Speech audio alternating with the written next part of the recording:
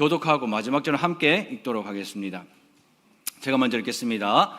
스스로 속이지 말라. 하나님은 업신여김을 받지 아니하시나니 사람이 무엇으로 심든지 그대로 거두리라. 자기의 육체를 위하여 심는 자는 육체로부터 썩어질 것을 거두고 성령을 위하여 심는 자는 성령으로부터 영생을 거두리라. 우리가 선을 행하되 낙심하지 말지니 포기하지 아니하면 때가 이름에 거두리라. 함께요. 그러므로 우리는 기회 있는 대로 모든 이에게 착한 일을 하되 더욱 믿음의 가정들에게 할지니라. 아멘. 우리가 세상을 살아가는 동안에 설명할 수 없는 수많은 일들이 너무나도 많죠. 또 설명이 필요 없는 당연한 일들도 또 여러 가지가 있습니다. 그 중에 하나는 심는 것과 또 거두는 것이라고 생각을 합니다. 모두 아시다시피 제가 이게 교회 주차장 한켠에 야심차게 이제 농작물을 딱 심었잖아요. 또 얼마 되지 않지만 그 과실을 거두어 보니까 뿌린 대로 거둔다는 말이 무엇인지 깨닫게 되었고, 인간이 죄를 짓고 하나님께서 땀을 흘려야 먹고 산다 했던 그 말씀이 무엇인지를 깨닫게 되었습니다. 아주 조그마한 몇 평 되지도 않는 그 밭을 경작하는데도 정말 힘들고 어렵더라고요. 심지 않는데 나는 거는 뭐밖에 없다? 뭐밖에 없다? 잡초밖에 없네. 심지 않았는데 그렇게 잘 나는 건 잡초밖에 없더라고요. 심는 것과 거두는 것은 서로 이렇게 긴밀하게 연결되어 있어서 다른 설명이 필요 없을 만큼 당연하고 자명한 일이 바로 심는 것과 거두는 것입니다. 만약 가을에 추수를 기대한다면 적절한 때에 씨를 뿌리고 또 식물을 심어야 됩니다. 그리고 우리가 거두기를 원하는 그 작물을 심거나 씨를 뿌려야 되죠. 그리고 많은 양을 수확하고 싶으면 많은 양의 씨를 뿌려야 되고 많은 양의 식물을 심으면 됩니다. 좋은 품질을 수확하고 싶으면 양질의 씨앗, 양질의 그 식물을 심어야 합니다. 우리가 심은 것을 거둔다는 것은 설명이 필요 없는 당연한 진리라는 거죠. 이처럼 우리도 인생을 살다가 사명을 다하고 우리가 하나님 앞에 딱 섰을 때 우리 인생에 대한 추수와 평가를 받는 순간이 반드시 올 것입니다. 성경은 우리가 이 세상에서 잘 먹고 잘 살고 죽으면 끝이라고 말하지 않습니다. 반드시 우리의 죽음 이후에 심판이 있다라고 성경은 우리에게 말씀하고 있습니다. 재판관이신 하나님이 우리의 믿음과 삶에 대한 평가와 판단을 반드시 하신다고 성경은 말하고 있어요. 그래서 심은 대로 거둔다는 말씀이 당연한 말씀이지만 사실은 아주 무서운 말씀이기도 하는 것입니다. 지금 우리가 살아가는 이 날들은요, 뿌리고 심는 시기라고 할 수 있습니다. 그러니 제대로 뿌려야 우리가 원하는 것을 거둘 수가 있다는 거죠.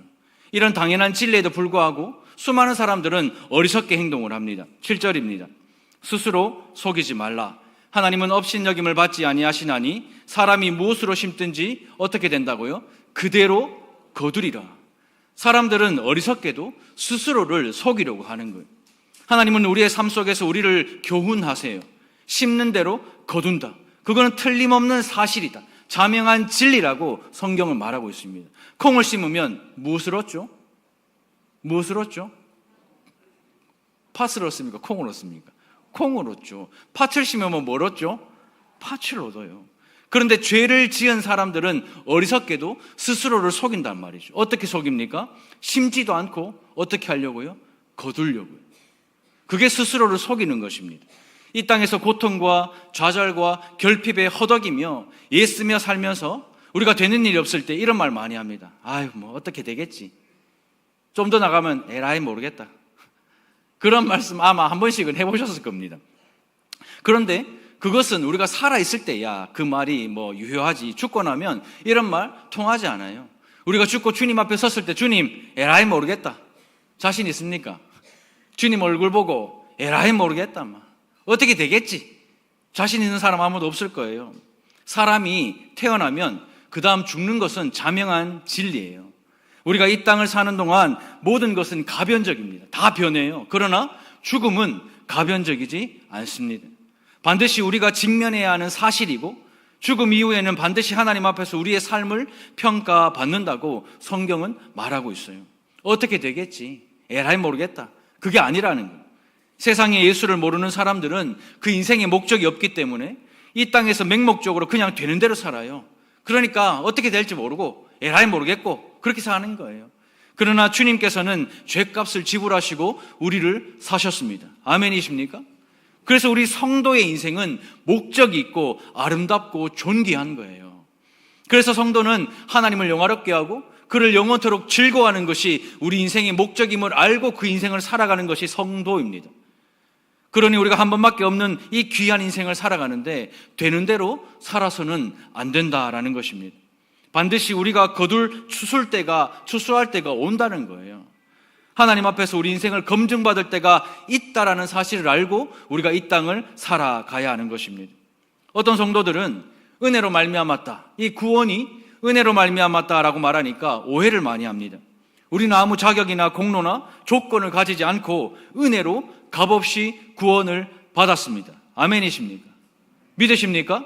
사람들은 이 말을 그만 내가 아무렇게나 살아도 괜찮지 뭐, 내가 나중에 죽기 전에만 회개하면 되지 뭐, 그렇게 오해하고 받아들이는 거예요. 죄인지 알아도 그냥 내가 죄 짓고 회개하면 그뿐이지 뭐, 회개하면 괜찮을 거라 그렇게 생각하는 거예요. 내가 어떤 행동을 해도 이 구원에는 지장이 없을 것처럼 생각하는데 그렇지 않습니다. 사람들은 예수를 믿지 않아도 신이라는 존재를 어느 정도 인정하고 살아갑니다. 아무리 자기가 자기 자신을 믿는다고 해도 한계에 봉착하면 그 신이라는 존재를 인정하고 살아가는 거예요. 그래서 끝없이 스스로의 힘과 노력으로 자기가 믿는 그 신을 설득해서 복을 얻어내려고 합니다. 불교 보십시오. 그 불상 앞에서 누가 절 잘하나, 누가 잘하나 그 대결하는 거예요. 누가 108배 잘하고 누가 막 콘드로이친 묶고 막 무릎 관절 좋아져가지고 막 108배, 막 1000배, 2000배 잘하나, 제일 많이 하는 사람에게 제일 큰 복을 준다고 그렇게 이야기하잖아요. 그게 이방 종교입니다. 그게 이단이에요. 혹은 그 신이 해코지하거나 또 불이익을 줄 것 같아가지고 내 정성을 더 들이며 세상을 살아가요. 그게 다른 믿음, 그게 이단입니다. 하지만 하나님은 이런 우리 인생들을 향해서 값없는 귀한 구원을 선물로 주셨습니다. 하나님이 아무런 자격과 공로가 전혀 없는 우리를요, 우리의 모든 그 죄를요 대신하여 하나밖에 없는 독생자 예수 그리스도를 십자가에 내어주신 것은 우리가 성령으로 이 구원을 깨닫고 하나님을 사랑하고 이웃을 사랑하는 하나님의 자녀가 되기를 원하셨기 때문에 하나밖에 없는 외아들 예수를 십자가에 죽이신 거예요. 그저 우리가 그 하나님께 잘 빌고 잘 설득시켜서 수많은 금은보화를 받고 이 땅에서 부자로 잘 살고 잘 먹는 것, 그런 인생이 아니라 우리가 이 사실을 성령으로 잘 깨닫고 하나님을 사랑하고 이웃을 사랑하는 그 하나님의 자녀가 되기를 원하셨기 때문에 하나님께서는 하나밖에 없는 예수 그리스도를 십자가에 죽이신 거예요. 절대자 하나님을 신이라 믿으면서 그 신에게 복을 얻어내어 잘 먹고 잘 사는 것, 그게 아닙니다. 그게 기독교가 아닙니다. 그런데 우리 성도들조차도 이 은혜라는 말을 잘못 이해해서 내가 어떤 방식으로 살아도 구원에 지장 없는 것처럼 그렇게 생각하고 그냥 한 번밖에 없는 인생을 죄의 구렁텅이에서 뒹굴며 살아갑니다. 내가 한 주간 살면서 말했던 것들, 그거 하나님 앞에 돌아보지 않아요. 내가 한 주간 악한 것들을 생각한 것들, 그거 하나님 앞에 돌아보지 않습니다. 내가 그 사람을 말로 또 행동으로 저주하고 음해했던 것들 돌아보지 않아요. 그냥 그렇게 인생의 그 죄의 구렁텅이에 뒹굴며 살아갑니다. 그것이 바로 스스로 속기도 하고 또 남을 속이는 것이죠. 왜 그렇게 살아갈까요? 우리가 예수 그리스도를 믿는다고 말하면서도 왜 이 땅을 살아갈 때 이렇게 살아갈까? 오늘 말씀은 그 질문에서부터 시작이 되었습니다. 그 이유가 저는 이거라고 생각해요. 무엇을 위하여 심는지를 모르기 때문이에요. 육체를 위하여 심는지 성령을 위하여 심는지 분별하는 은혜가 있어야 되는데 이걸 분별하지 못하니까 날마다 심는 것은 육체로 심는 것밖에 없는 거예요. 육체를 위하여 심는 것밖에 없는 거예요. 그러면 우리는 한 번뿐인 인생을 살 때에 무엇을 위하여 심어야 할까? 오늘 두 가지를 함께 나눠보기를 원하는데요. 우리 첫 번째입니다. 우리 같이 한번 읽어볼까요? 시작. 성령을 위하여 심으십시오. 제가 서두에서 말씀드린 것처럼 사람은 누구나 다 자기를 합리화해요. 그거는 우리 사람의 본성이 그렇습니다. 그래도 해결되지 않는 삶의 문제에 대해서는 대부분 사람들이 뭐 어떻게 되겠지? 에라이 모르겠다. 내가 최선을 다했고 내가 할 일 다 했다. 이제 모르겠다. 그냥 이렇게 자포자기하며 살아갑니다. 그런데 하나님은 우리에게요 이렇게 말씀하세요. 히브리서 4장 12절 말씀입니다. 하나님의 말씀은 살아있고 활력이 있어 좌우에 날선 어떤 검보다도 예리하여 혼과 영과 및 관절과 골수를 찔러 쪼개기까지 하며 또 뭐라고요? 마음의 생각과 뜻을 판단한다. 우리 하나님은 우리의 마음과 그 마음에서 나오는 생각과 뜻을 판단, 평가하십니다. 우리가 살아가는 모든 순간에 모든 말과 모든 행동을 하나님은 낱낱이 다 평가, 판단하십니다. 그러므로 하나님은 우리에게 무시당하지 않으시고 업신여김을 받지 않으시는 분이세요. 그래서 하나님은 우리에게 이렇게 살아야 한다라고 말씀하고 있습니다. 8절입니다. 우리 8절 같이 한번 읽어보겠습니다. 시작. 자기의 육체를 위하여 심는 자는 육체로부터 썩어질 것을 거두고 성령을 위하여 심는 자는 성령으로부터 영생을 거두리라. 우리 하나님께서는 우리에게 이렇게 살아야 된다고 말씀합니다. 하나님의 심판대 앞에 섰을 때 어떤 사람은 썩어질 것으로 가득 들어차 있고 또 어떤 사람은 영생으로 가득 들어차 있다, 이렇게 말씀하세요. 그러면 무엇 때문에 이렇게 열매가 달라질까? 그게 중요하잖아요. 그 이유는 바로 이것입니다. 바른 믿음과 다른 믿음의 차이인 거예요. 바른 믿음은 영생의 열매를 맺지만 다른 믿음은 썩어질 열매를 맺는 거예요. 우리가 교회 생활 열심히 합니다. 신앙생활 열심히 하고 봉사 열심히 하고 헌금 열심히 해요. 내 신앙생활 열심히 하는데 교회만 나오면 저 사람, 이 사람, 요 사람 넘어지게 만들면 그것은요, 다른 믿음이에요. 내가 하나님 앞에 내 혼자는 신앙생활 잘하는데 꼭 그 사람이 공동체에 들어가면 공동체가 파괴되고 넘어지고 부서지면 그것은요, 잘하는 게 아니에요. 그것은 육체를 위하여 심는 것입니다. 나중에 거둘 때는 썩어질 것으로 가득 차 있는 인생밖에 되지 않는다는 거예요. 믿음으로 구원받고 바르게 믿는다면 우리가 육체를 위하여 심지 않고 성령을 위하여 심는 삶을 살게 되는 것입니다. 우리가 이 땅을 사는 동안에 죽음이 있는 줄 알고 죽음 이후엔 주님 앞에서 심판을 받는 줄 안다면 우리 믿음의 눈이 열려야 되는 거예요. 또한 우리가 하나님 나라를 알면 한 번밖에 없는 인생을 육체를 위한 기회로 쓰지 않고 성령을 위한 기회로 쓰고자 결단하고 노력을 해야 되는 것입니다. 그렇다면 우리가 어떻게 사는 것이 육체를 위해 심지 않고 성령을 위해 심는 삶일까요? 육체는 우리의 몸뚱아리, 우리의 이 육신, 이것만 말하는 것이 아니라 우리 마음에 있는 욕망, 정욕, 이 모든 것을 포함한 것을 육체라고 말합니다. 그런데 이 육체는 죄에 아주 익숙한 본성을 가지고 있어요. 그러니까 성령에도 서 있으면 어떻게 하고 싶죠? 앉고 싶어요. 앉아 있으면 어떻게 하고 싶죠? 눕고 싶어요. 누워 있으면 어떻게 해야 되죠? 자고 싶어요. 그게 사람입니다. 그게 죄의 본성에 아주 익숙한 사람의 모습이라는 거예요. 우리는 어떻습니까? 그러니 허랑방탕하게 사는 거예요. 술 마시는 사람들은 술을 즐기고 도박하는 사람들은 그 스릴을 즐기고 로또에 당첨되는 한방 원하시죠? 원하시면 아멘 하세요.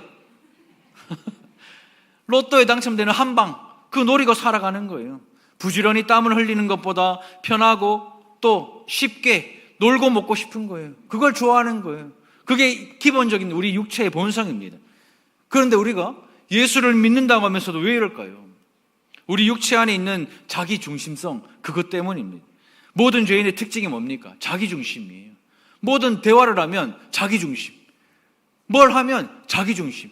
교회에서는 하나님 중심, 아멘 하고 돌아서면 자기중심. 교회에서는 하나님 중심, 아멘. 회사 가면 자기중심. 남편과 아내 대화하면 자기중심. 자식들하고 뭐 하면 자기중심. 다 자기중심입니다. 그래서 성경은요, 성령을 위해 심는 것은 8절의 말씀과 같이 자기중심, 자기를 위하여 심지 않고 누구를 위하여 심는 것이요? 하나님과 이웃을 위하여 심는 것, 그것이 바로 성령을 위하여 심는 것이다. 그것이 바로 영생의 열매를 맺는 것이다라고 성경을 말하고 있어요. 성경이 가르치는 성령을 위하여 심는 것은 나를 위하여 심는 것이 아니라 누구요? 하나님과 누구요? 이웃을 위하여 심는 거예요. 하지만 우리의 삶을 보십시오. 이번 한 주간 우리의 삶을 한번 돌아볼까요? 끝없이 나, 내 돈, 내 건강, 내 자식, 심지어 내 가정, 내 교회, 다 나 중심적으로 말하면서 우리가 살아왔잖아요. 그리고 내 자식 위해서라면 우리 부모들은 물불 안 가립니다. 그래서 소위 인생을 갈아 넣는다라는 표현이 있을 정도로 그 표현을 사용하면서까지 내 자식을 위하여 충성을 다합니다. 그리고 죄라고 하더라도 내 것을 위해서라면 목숨까지도 바치는 것이 우리 인생입니다. 이것이 바로 육체를 위하여 심는 거예요. 평생을 나를 위해 살다가 우리가 이제 결혼하잖아요. 결혼하면 진짜 정말 잠깐 아내나 남편을 위해 살다가 조금만 지나면, 조금만 딱 시간이 딱 지나잖아요. 그러면 아내가 아니라 아내가 된 아내. 예? 또 남편은 조금만 시간이 지나면 남의 편이 돼. 무조건 마누라 잘못이야. 무조건 아내 잘못이야. 저 사람은 잘못이 없어. 네 잘못이야. 또 아내는요. 뭐 좀 남자들 다 대부분 뭐 저도 마찬가지지만 뭐 이렇게 사잖아요. 허락보다 뭐가 쉽다고요? 용서가 쉬워요. 왜? 여보, 안 해. 뭐 해달라 말도 안 하는데 안 한대. 그러니까 허락보다 용서가 쉽다. 그래서 전문용어로 등짝 스매싱이라는 게 있어요. 한 대 맞고 그냥 말면 되는 거야. 그렇게 그냥 우리가 그런 인생을 살아가는 거예요. 자식을 낳으면 우리가 죽을 때까지 자식을 위해 사는 그런 인생이 아니라 하나님의 영광을 위하여 살고 또 나를 위해 살지 않고 이웃을 돌보고 섬기고 서로 짐을 나누어지고 또 우리가 사랑으로 서로 종노릇하는 그 삶을 살아야 우리가 주님 앞에 섰을 때 생명의 성령의 열매를 맺게 되는 거예요.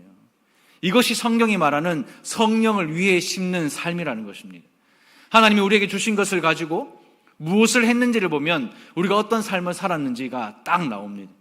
하나님이 주신 모든 것으로 나만을 위해, 내 가족을 위해, 내 건강을 위해, 내 직장을 위해, 내 교회를 위해 그것만 사용했다면 그분 앞에 가서 썩어질 것을 얻게 되고 냄새밖에 날 것이 없어요.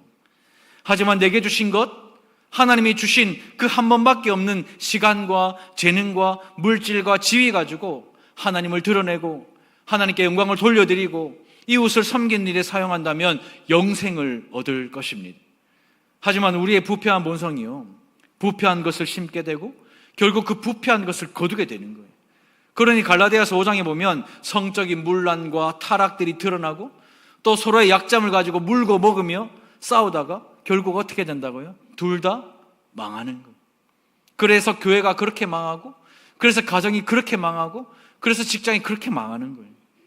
술 취하고 방탕한 삶에 우리의 자신을 다 내어주면서 이것이 육체의 일이라는 것입니다. 모든 사람은 죄인으로 태어났어요. 우리는 죄인으로 태어났기 때문에 끊임없이 자기중심적으로 살고 자기중심적으로 해석할 수밖에 없는 것이 우리의 인생입니다. 그래서 우리가 숨쉬고 살아가는 모든 순간이 육체를 위해 심는 일이 되는 것입니다. 그러나 우리가 육체를 위해 심지 않고 성령을 위하여 심는 것은 하나님의 나라에 심는 거예요. 여러분들이 내게 주신 물질을 가지고 우리 가정, 내 삶을 위해서만 쓰는 것이 아니라 어렵고 힘든 그 이웃과 하나님께 영광을 돌려드리는 그 일에 쓴다면 그것이 바로 하나님의 나라에 심는 것이 되는 거예요. 육체를 가진 사람들은 지금이 전부인 것처럼 삽니다. 여러분도 주변에 예수님 안 믿는 사람 보십시오. 술독에 쩔어가지고 도박에 중독돼가지고 성적인 문란에 중독돼가지고 세상에 중독되어서 무엇이 옳고 무엇이 그른지 분별할 수 없고 분간할 수 없고 그냥 지금이 내 삶의 끝이라는 생각으로 그렇게 살아가요. 그러나 우리가 알다시피 우리 인생은 안개와 같아요. 인생은 잠깐입니다. 인생이 이것뿐이라면 얼마나 허망해요. 우리가 지금 먹고 자는 것이 죽을 날 받아놓은 것과 뭐가 다르겠습니까? 그러나 이것이 전부가 아니에요. 우리 믿는 성도들에게는 앞으로 올 하나님의 나라가 있다는 사실을 반드시 기억하십시오. 그래서 예수님 우리에게 이렇게 말씀하십니다. 마태복음 6장 19절과 20절입니다. 우리 같이 한번 읽어보겠습니다. 시작. 너희를 위하여 땅에 쌓아두지 말라. 거기는 좀과 동록이 해하며 도둑이 구멍을 뚫고 도둑질하지 못하느니라. 오직 너희를 위하여 보물을 하늘에 쌓아두라. 거기는 좀이나 동록이 해하지 못하며 도둑이 구멍을 뚫지도 못하고 도둑질도 못하느니라. 누구를 위하여? 누구를 위해서요? 하나님을 위해서입니까? 누구를 위해서라고 하죠? 너희를 위해서라고 말합니다. 여기서 말하는 너희는 예수 그리스도를 주라고 고백하는 성도인 우리를 이야기하는 거예요. 우리, 예수 믿는 우리를 위하여 그 보물을 어디에 쌓아두지 말라고요? 땅에 쌓지 말고 어디에 쌓으라고요? 하늘에 쌓아두라는 것입니다. 여러분들은 지금 어디에 쌓아두며 살고 계십니까? 이 땅에서 사람들에게 평가받기 원하는 것은 땅에 쌓아두며 사는 삶이고, 하나님 앞에서 칭찬받고 하나님 앞에서 인정받는 것은 어디에 쌓는 삶이라고요? 하늘에 쌓아두며 사는 삶입니다. 여러분들은 그러면 어떤 삶을 살고 계십니까?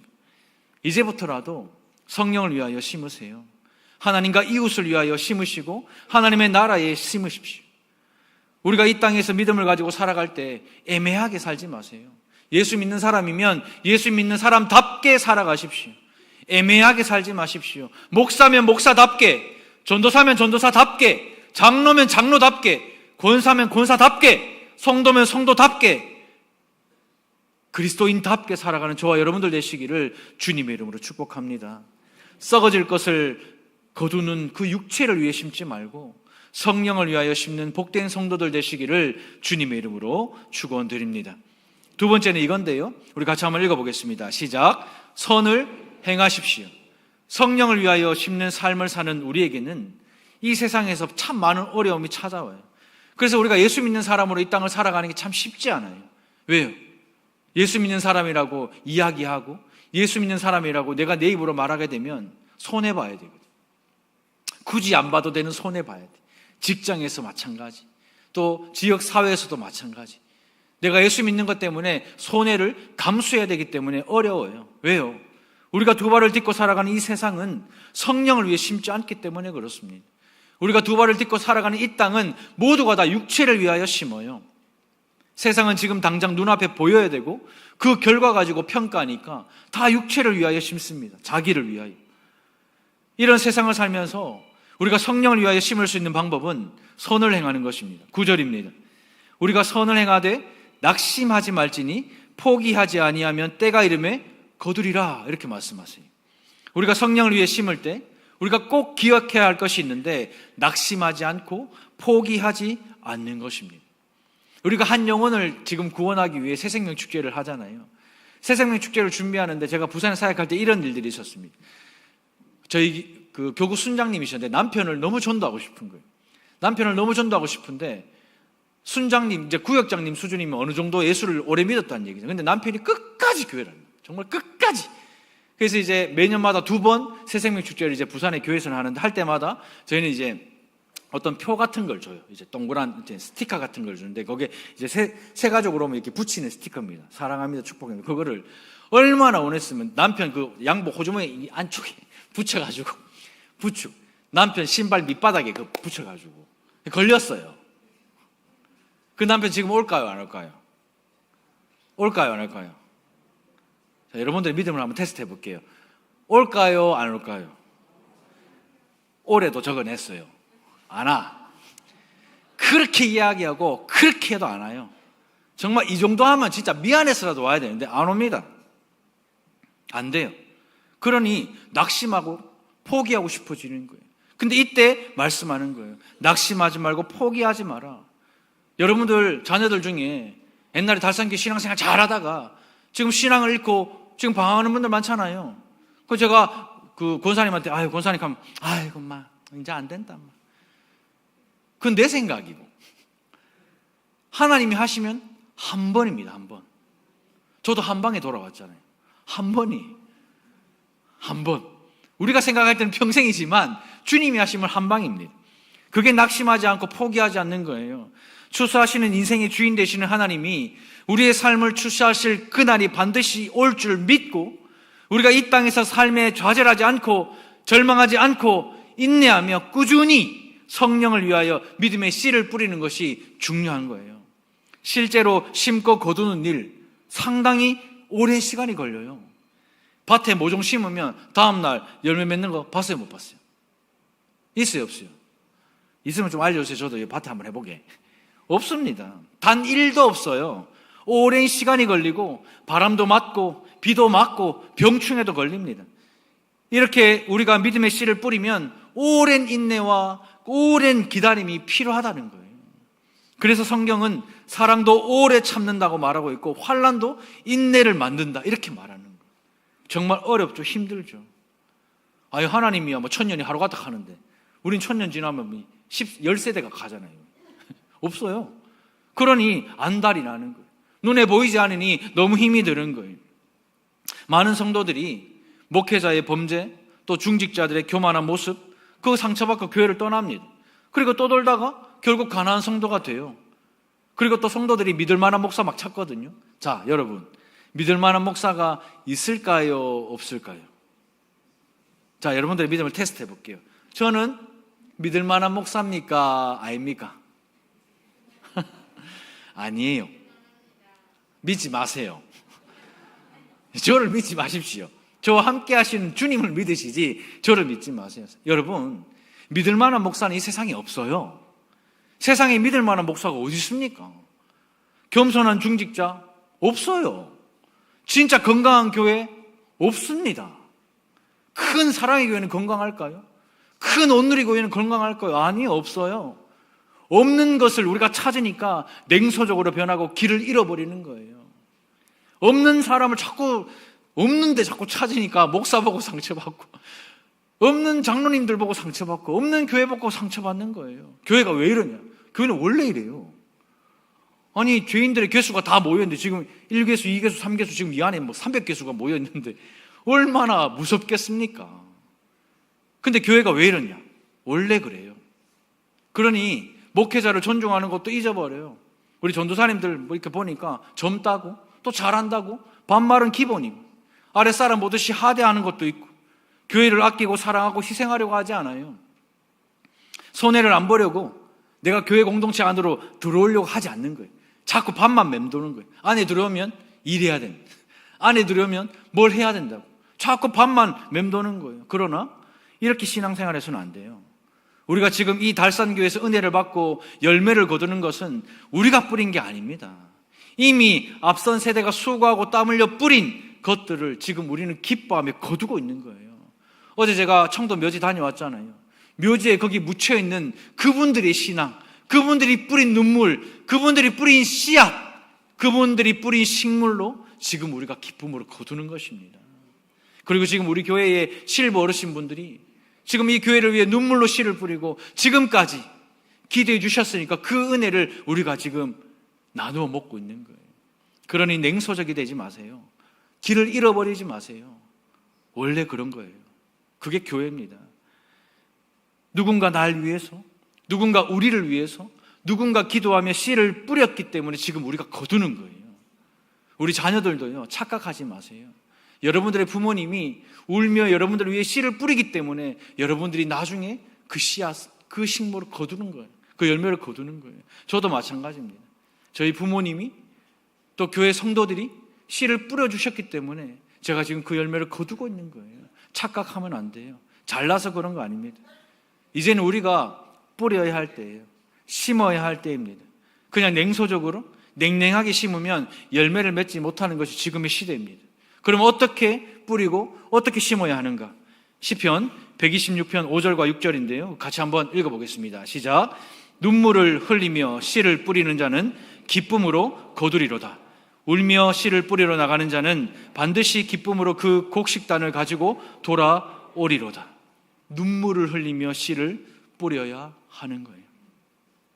담임 목사인 저를 생각할 때마다, 우리 교육자들을 생각할 때마다, 우리 장로님들을 생각할 때마다, 우리 성도님들을 생각할 때마다, 우리 달산교회 원치 않는 질병과 싸우고 있는 그 성도들을 생각할 때마다, 사랑하는 남편과 아내를 생각할 때마다, 우리 자녀들을 생각할 때마다, 우리 교회를 생각하고 우리 직장을 생각할 때마다 눈물을 흘리며 씨를 뿌리라고 성경을 말하고 있어요.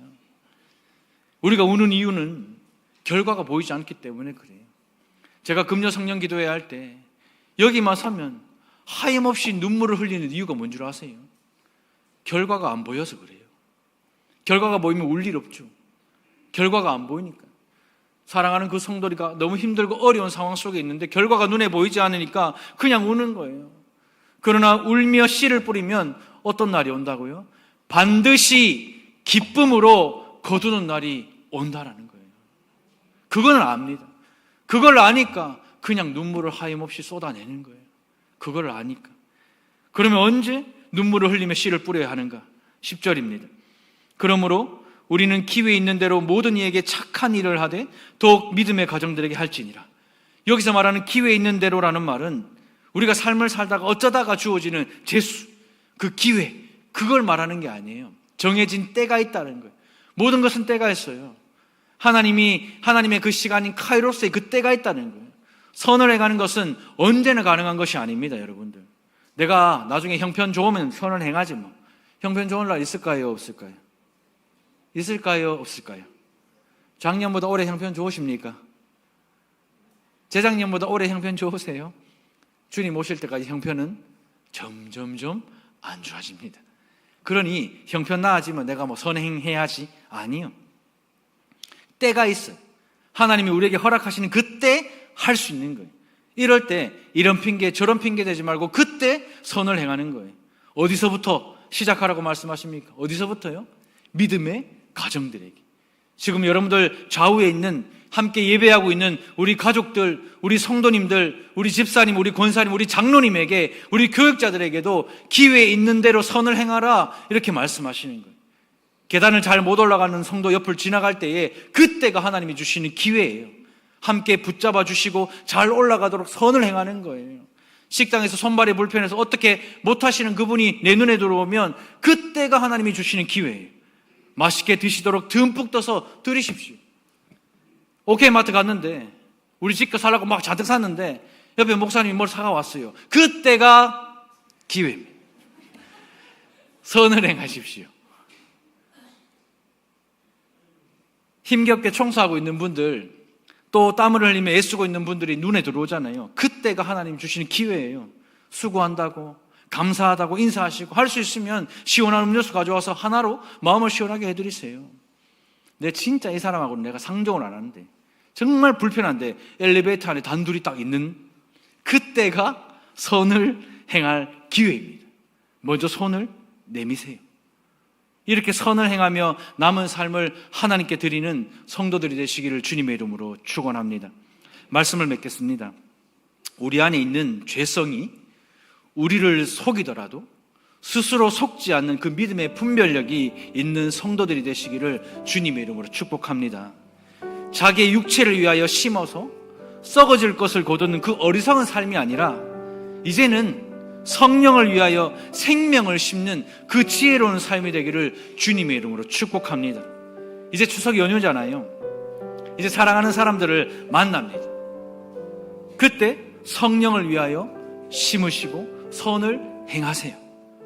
내가 먼저 설거지 하세요. 내가 먼저 상을 차리시고, 내가 먼저 인사하시고, 내가 먼저 섬기세요.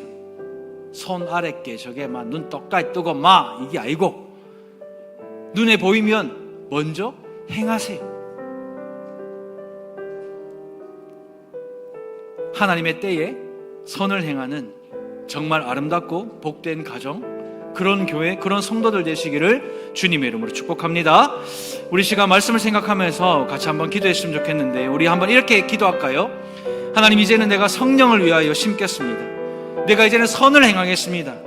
내가 썩어질 육체를 위해 심지 않고, 냄새나는 그 육체를 위해 심지 않고, 하나님 앞에 섰을 때 인정받지 못하는 그 육체를 위하여 심지 않고, 이제는 내가 성령을 위하여 심습니다. 하나님과 이웃을 위하여 심고 하나님의 나라를 위하여 심겠습니다. 하나님, 이제는 믿음의 가정들과 사랑하는 내 가족들에게 먼저 선을 행하겠습니다. 하나님, 이번 한 주간 주님의 축복과 은혜를 누리는 아름답고 복된 추석 명절 되게 달라고, 우리 시간 주여 은혜를 주시옵소서. 우리 한번 무릎 함께 기도하며 나가겠습니다. 주여 은혜를 주시옵소서. 아버지 하나님, 이 시간 주의 은혜 가운데 말씀으로 우리를 일으켜 주심을 감사합니다. 하나님, 우리 안에 있는 죄성이 우리를 속이더라도 스스로 속지 않는 믿음의 분별력이 있게 하여 주시고, 하나님, 자기의 육체를 위하여 심는 그런 어리석은 성도가 되지 않게 하여 주시고, 썩어질 것을 거두는 그런 어리석은 삶이 아니라 성령을 위하여 생명을 심는 지혜로운 삶이 되기를 주님의 이름으로 축복합니다. 하나님의 때에 선을 행하는 아름답고 복된 가정과 아름답고 복된 성도와 아름답고 복된 가정 교회가 되기를 소망합니다. 하나님, 사랑하는 사람들을 만날 때에 성령을 위하여 심고 또 선을 행할 수 있는 우리가 되게 하여 주셔서 하나님과 이웃을 위하여 심고 하나님의 나라를 위하여 심는 우리가 되게 하여 주십시오. 믿음과 또 믿음의 가정들과 사랑하는 가족들에게 내가 먼저 선을 행하며 그 선을 베풀며 살아갈 때에 하나님의 놀라운 은혜가 우리에게 있는 줄 압니다. 우리가 지치고 힘들고 어려울 때에 주께서 함께 하시고 주께서 역사하시니 우리가 다시 한번 살아감을 믿습니다. 우리 주변에 많은 사람들과 우리 가족들이 힘들고 어려울 때마다 그들을 위하여 기도하고 그들을 위하여 애써주는 것이 하나님 선을 행하는 것인 줄 믿고 합니다. 하나님 은혜를 다해 주시고 역사하여 주시옵소서.